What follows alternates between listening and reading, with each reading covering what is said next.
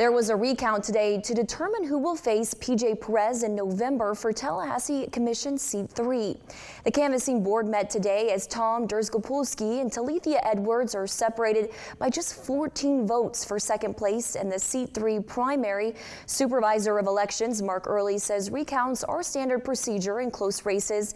Today, elections workers ran all the ballots with this race through the tabulation system. Recounts are not uncommon.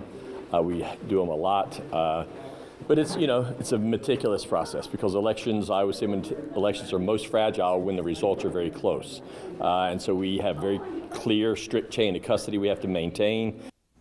If the machine recount still shows a close margin, a manual recount could follow. The machine recount started this morning with the second unofficial results expected no later than 3 o'clock Sunday afternoon.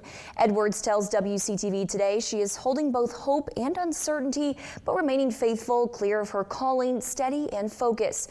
Durzgopolsky's campaign manager says the process has been nerve-wracking, but he's excited about what's possible.